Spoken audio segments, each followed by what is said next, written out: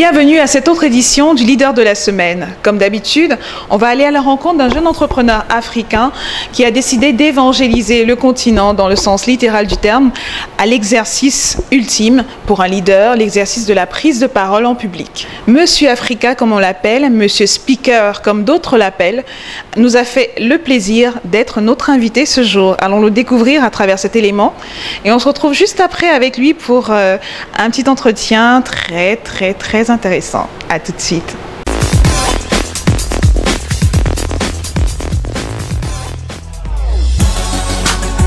Coach motivateur, écrivain, philanthrope, il est le directeur général et fondateur de Smile Charity. Business coach et consultant chez CT Consulting, cet entrepreneur a été surnommé le Dale Carnegie africain par le prestigieux journal lemonde.fr. Participant et facilitateur à une centaine de conférences, forums et formations sur le plan international, ce jeune Camerounais reconnu par le Congrès américain est l'auteur des fameux podcasts 10 conseils pour mieux s'exprimer par Monsieur Speaker. Facilitateur des ateliers sur les meilleures pratiques en art oratoire en Afrique du Sud, en France, au Gabon, il est annoncé au Cameroun les 22 et 29 avril pour transmettre les techniques de la prise de parole en public à travers le Monsieur Speaker Workshop. Pour lui, l'importance de l'art oratoire dans tout le processus de leadership n'est plus à démontrer. Notre leader de la semaine est Jesse Carlton Happy, alias Monsieur Africa, alias Monsieur Speaker. Bienvenue Jesse Carlton.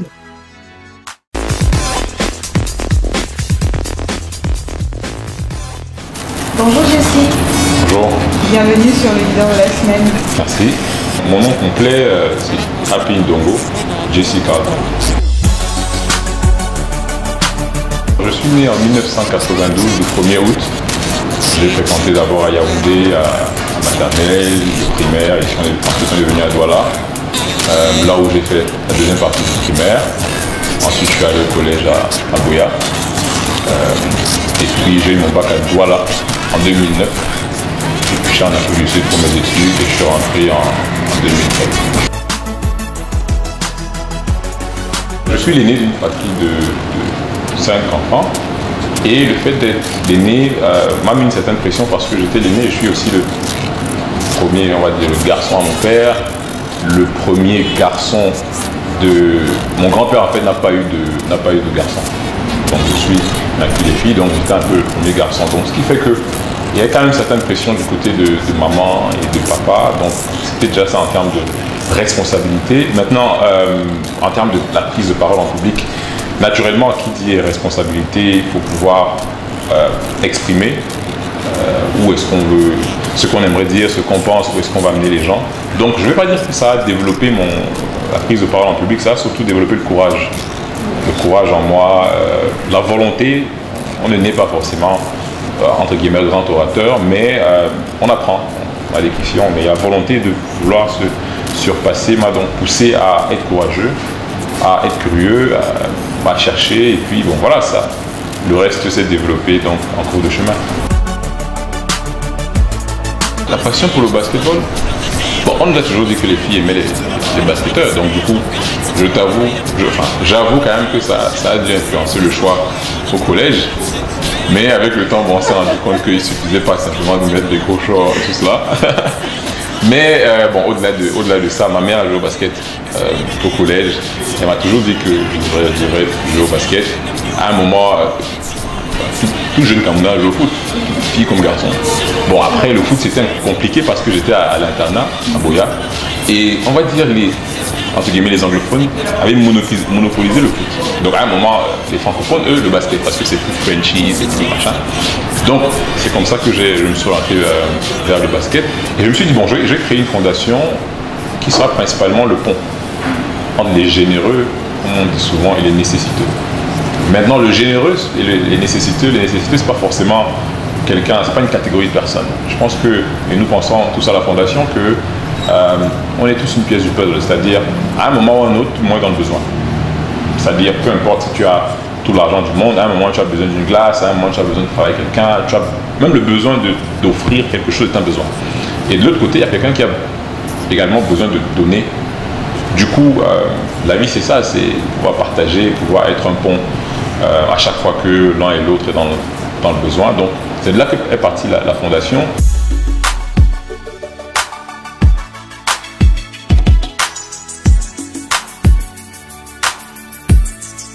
En 2013, quand même, quand je suis rentré, c'était en fin d'année, on a pris l'initiative avec des enfants d'un orphelinat, Bonamoussadi, qui a une réputation d'être un orphelinat de riches.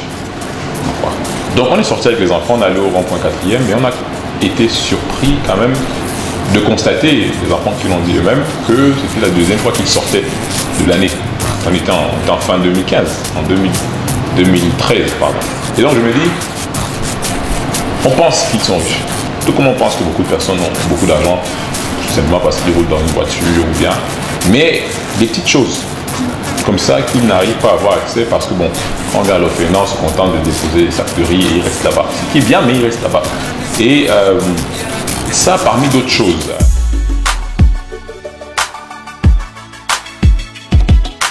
Les actions ont commencé à se partager sur Facebook. C'est comme ça que d'autres camarades au Gabon, au Zimbabwe, au Cameroun, en France ont vu les actions et rapidement en fait des actions de ce qu'on appelle les Smile Donors c'est répandu et aujourd'hui on totalise une trentaine d'actions sur 5 pays pour avoir touché près de plus de 3000 personnes. Donc, mais c'était vraiment un trajet, on va dire step by step, des petites actions, des petits budgets et puis petit à petit.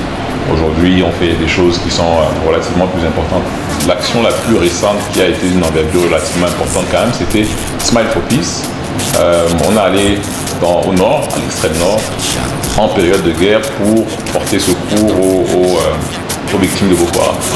Donc, premièrement, il y a eu une levée de fonds qui a mobilisé, on va dire, près de 400 personnes de manière directe et indirecte. Ensuite, on a fait le voyage. Quand même, on est allé en zone de guerre. Il y a eu des risques. Nous-mêmes, souvent, on a frôlé certaines limites. Mais il fallait le faire parce que, face à de telles situations, il ne faudrait pas reculer. Il y a des compatriotes qui vivent quelque chose de difficile. Donc, au lieu de reculer, autant plutôt aller les rencontrer et essayer de réconforter parce qu'à la fin de la journée, on est tous Camerounais. Et puis, on a pu tourner le documentaire afin de faire en sorte que les gens puissent voir, vivre véritablement ce qui se passe là-bas. Et j'ai beaucoup apprécié l'action parce que tout le monde a participé. C'est vrai qu'on était 6 dans le voyage. C'est vrai que l'idée est partie de 2 personnes, mais sur les réseaux sociaux, surtout Twitter, Facebook également, les gens se sont mobilisés. Au début, c'était une idée. Après, certains étaient volontaires pour faire des photos, volontaires pour organiser un événement comme avec Apéro Street par exemple, avec qui on a collaboré.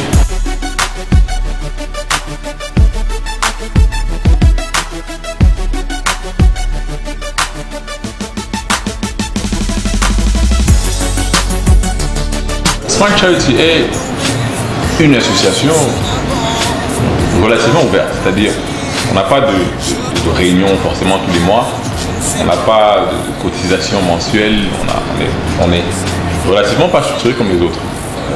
Tout part du projet, tout part de l'idée. Jusqu'ici, ce qu'on a fait, c'est à chaque fois que quelqu'un voit les actions, elle vient vers nous, propose l'idée, et en fonction de nos disponibilités et les relations qu'on peut avoir avec les uns et les autres, on voit comment implémenter l'idée. Maintenant, on ne peut pas tout faire, mais il faut quand même faire quelque chose qui a un impact. Après, Smile Charity ne fait pas tout. Smile Charity ne prend pas tout parce qu'on n'a pas les capacités. Même si on avait 1 milliard à ses limites. Donc, on est ouvert à proposition. Les gens nous contactent à la page Facebook, Smile Charity, le site web également. Et à partir de là, on prend contact et on pose des actes en fonction de nos disponibilités, nos moyens. Le sobriquet qui me caractérise le mieux, c'est Mr. Africa. Mr. Africa, c'était d'abord un sobriquet d'écrivain. C'est-à-dire, en 2013, j'ai commencé à écrire des blog posts, j'ai fait du blogging sur des thématiques précises parce qu'à l'époque je lisais beaucoup sur le développement personnel. Donc 2 fois par semaine j'écrivais des articles et comme je ne voulais pas dire Jesse, Carlton, chouette, donc j'ai mis Mr. Africa. Et c'est de là que je veux dire, à force de faire, Mr. Africa dans ma tête c'est devenu une personnalité à part de Jesse parce que c'est dans ce nom, c'est dans ce sobriquet, c'est dans ça en fait que je mets bien que je puise mon énergie. Mr Africa s'exprime par le logo. C'est un logo qui a M et R, mais R a la forme de l'Afrique. Pour indiquer en fait que c'est l'homme qui fait le continent. C'est pour ça que le M est plus grand que l'Afrique quand on regarde le logo de Mr Africa.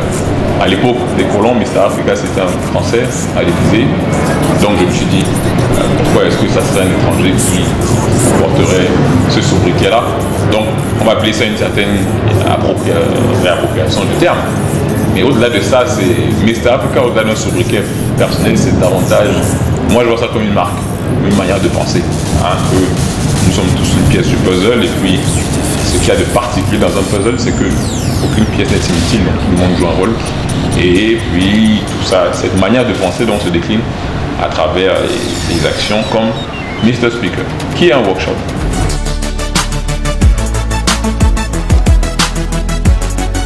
La prise de parole en public, au début, c'est un secteur qui m'intéresse parce que à chaque fois que je prenais la parole, peu importe le thème, les gens revenaient vers moi et me disaient « Tu fais comment?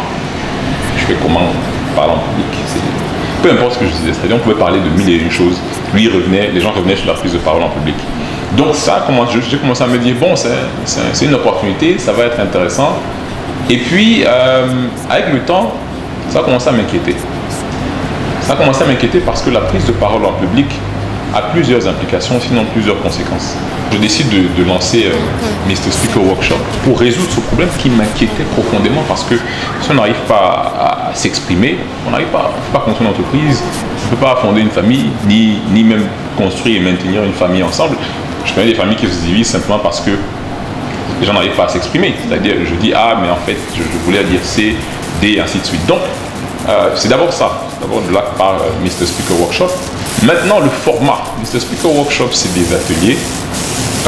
Ateliers par formation. Des ateliers avant d'être une formation parce que je n'enseigne pas.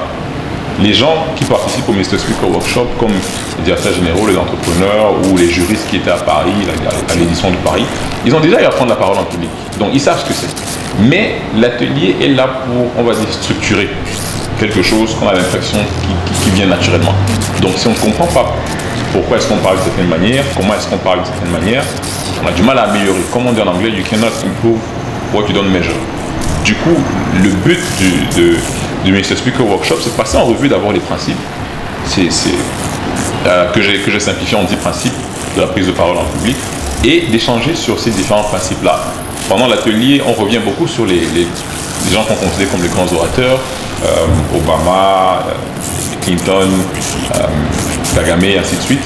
Prendre des exemples pour montrer à quel point ils arrivent à véhiculer un message de manière orale et même non verbale. Donc, c'est un format qui dure 2h30. Là encore, c'est fait exprès. Ce n'est pas une formation de 3 jours ou toute une journée parce que la cible peut ne pas avoir le temps, premièrement. La cible, même au niveau du tarif, la cible peut ne pas avoir, on va dire, l'audace d'investir à un certain montant. Du coup, Mr Speaker Workshop est mis à un niveau, on va dire, accessible à quelqu'un qui veut quand même travailler sur soi-même.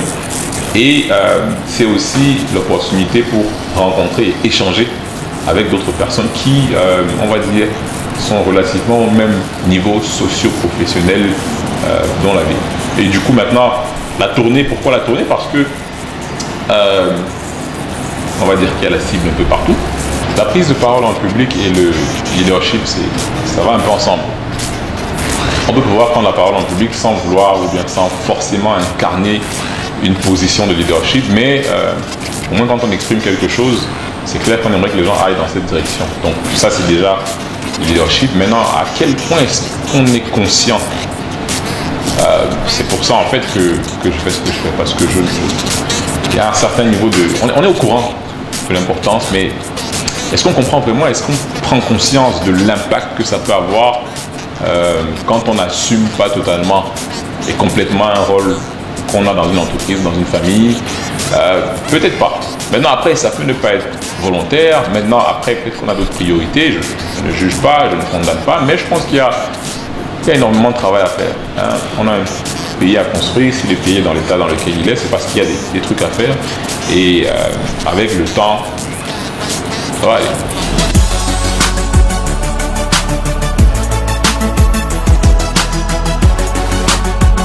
Je pense effectivement qu'il faut installer des modules surtout de leadership dans les écoles de développement personnel, parce que jusqu'ici l'école c'est surtout très technique. Elle a une orientation très technique, très littéraire et moins personnelle. Du coup, les apprenants que nous sommes ou que nous avons été, on a du mal à incarner ce qu'on apprend à l'école. On a du mal à pouvoir transmettre, à mettre en pratique ces notions-là. Et c'est simplement parce qu'il y a cette petite dose de développement personnel qui manque souvent à l'école. Et c'est très critique. Donc, je pense que les autorités ou les responsables de l'éducation devraient pouvoir intégrer ça.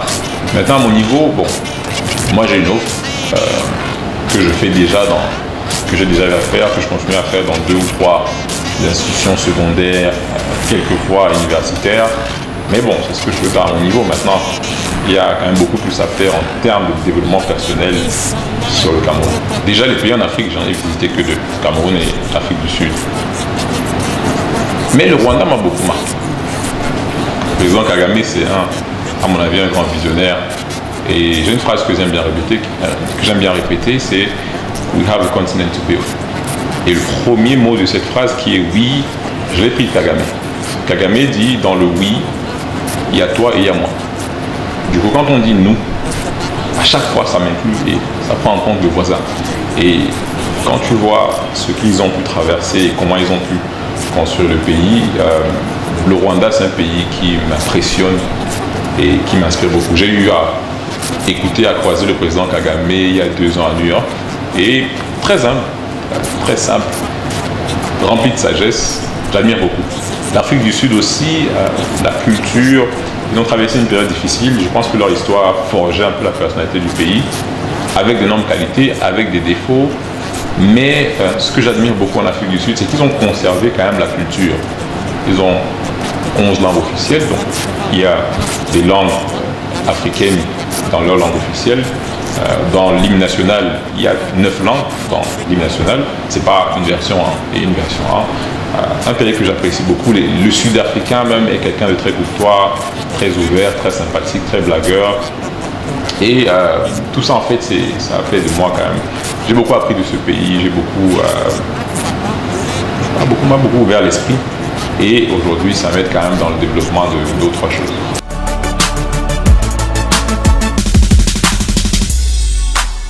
Je pense que panafricain, c'est un terme qui est relativement expiré, à mon avis. Vraiment, c'est mon avis personnel. Parce que, malheureusement, le terme avait un sens à l'époque. Je pense à l'époque de Kwame Nkrumah. Mais à un moment, bon, ça s'est mélangé. Hein. Je pense que, justement, ça a vraiment à transmettre le savoir. Les gens qui se sont dit panafricanistes après n'ont pas réellement, à mon avis, réellement compris le sens du mot. Et du coup, il ne suffit pas simplement d'aimer l'Afrique ou être noir pour être panafricain. Je pense que ça va au-delà de ça. Peut-être que moi, je ne comprends pas le mot, mais c'est pas un mot. C'est pas un mot ce n'est plus un mot qui me séduit véritablement, parce que quand j'étudie, je découvre qui est véritablement un panafricaniste, je ne vois pas de lien entre ce mot et certaines actions aujourd'hui. Du coup, peut-être que Mister Africa, c'est le terme que moi j'ai créé, et puis je me suis mis à l'intérieur.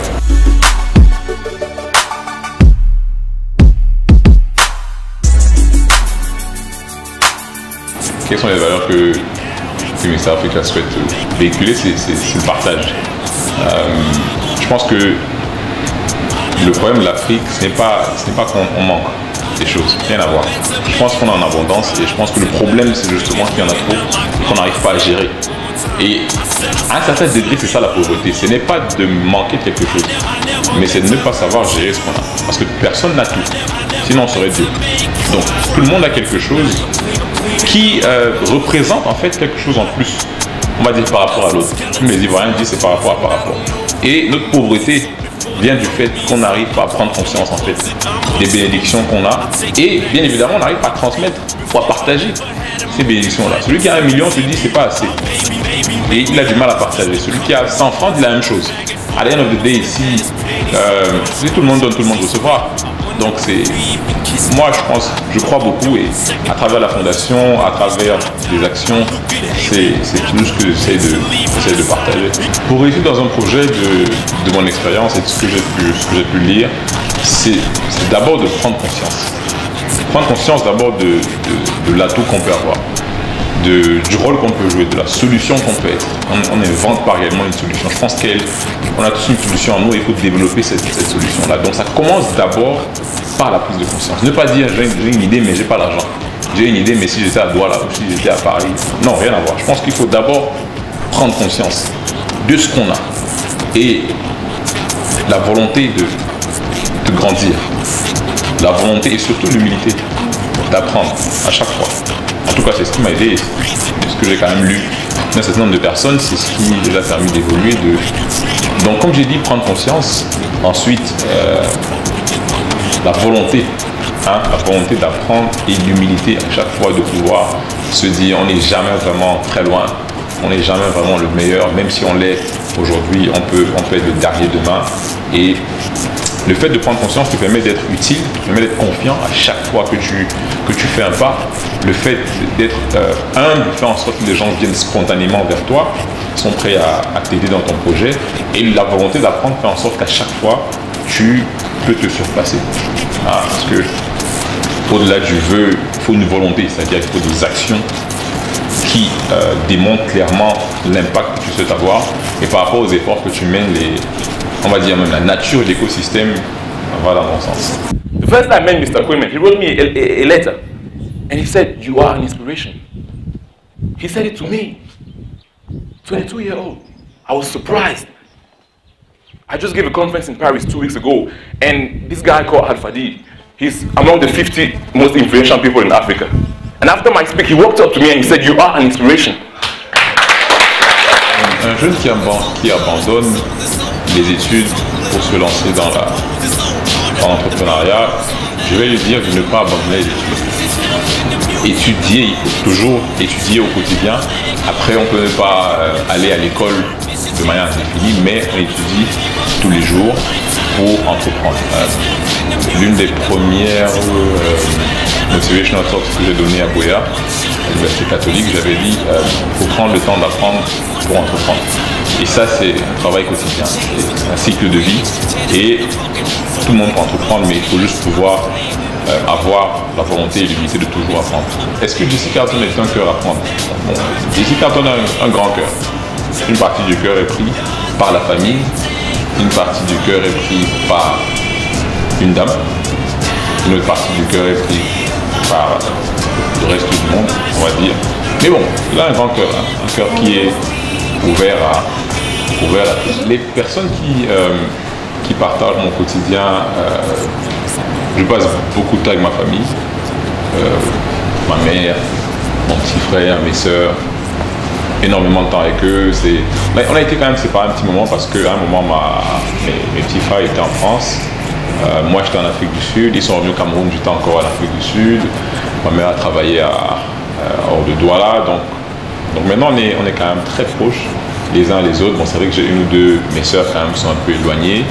Mais on passe beaucoup de temps ensemble parce que c'est vrai qu'à un moment, tu te dis, tu veux entreprendre, tu veux construire tas de choses. Mais à the end of the day, il y a des choses essentielles. Cet esprit de famille m'aide énormément parce que ça me rappelle chaque fois que je sors de la maison, pourquoi est-ce que je sors.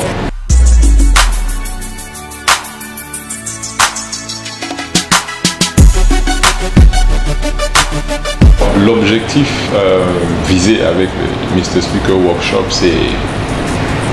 pour l'instant n'est pas chiffré. L'objectif est d'abord géographique, c'est surtout sur la qualité de l'impact. On va dire, chaque Mr. Speaker Workshop a pour objectif de rassembler une soixantaine de personnes, 50 à 60 on va dire. À Paris on a eu un peu plus de 50 personnes. Au Cameroun maintenant c'est le même nombre de personnes qu'on va viser, ensuite au Gabon, ensuite en Afrique du Sud. D'autres pays peuvent se rajouter, ça va dépendre, mais quand on fait 50 fois 4, on a 200 personnes. Maintenant, il y a la qualité de l'impact. Mais surtout, et généralement, c'est ça le point à prendre, c'est que quand on enseigne quelque chose, on peut comprendre, mais il faut surtout incarner. Il faut surtout pouvoir dire, j'ai appris ça, ou au quotidien, j'ai pu mettre en pratique ceci. Et à the end of the day, si je rencontre des gens qui ont été influencés par des personnes qui ont été au Mr. Speaker Workshop, pour moi, c'est ça l'impact. Pour les personnes qui ne peuvent pas être au workshop, il y a une page SoundCloud qui est disponible, là où j'ai fait des audios. 10 principes pour mieux s'exprimer en public. Là. La page SoundCloud, c'est Jesse Carlton, tout simplement. Et là, vous allez retrouver les interviews quand même que j'ai à donner, mais tous les audios titrés Mr. Speaker sont des conseils sur la prise de parole en public. Il y a 5 épisodes. Et chaque épisode, donc, je reviens sur ces principes-là. Alors, l'une de mes citations préférées, bon, je ne suis pas prétentieux, mais je vais dire qu'elle est de moi-même. Et cette citation dit, je l'ai eu en anglais, hein, You never know where the snail is coming from. C'est-à-dire, on ne sait jamais d'où vient l'escargot. Parce que très souvent, on se dit que c'est trop loin. Ou qu'on va trop lentement. Mais quand on voit un escargot passer devant nous, on ne sait pas s'il vient de Yaoundé, de Maroua, ou de Kigali. On ne sait pas. Donc je me suis toujours dit, si un escargot a la capacité de voyager et d'avancer, dans un monde aussi gigantesque que le nôtre, combien de fois un être humain, avec toutes les capacités qu'on peut avoir. Maintenant, il y a Mère Thérèse qui m'a beaucoup influencé également, qui dit qu'on ne peut pas faire de grandes choses, juste de petites choses avec beaucoup d'amour. Will Smith qui dit qu'on ne construit pas un mur du jour au lendemain, mais qu'on s'arrange, si on veut construire le meilleur mur, il faut déposer les briques de la meilleure des façons. Et il y a aussi cette citation de Donald Trump qui dit que peu importe là où tu commences, peu importe tes compétences, le plus important c'est d'avancer. Tu apprendras en chemin. Donc on n'a jamais vraiment tout, mais on apprend un pas après l'autre.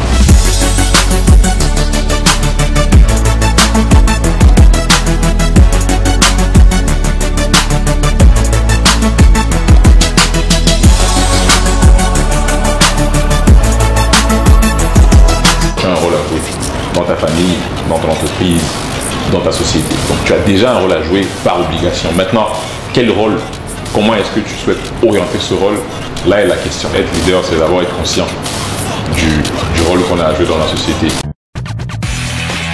Ici s'achève cette édition. Rendez-vous la semaine prochaine avec un nouveau leader.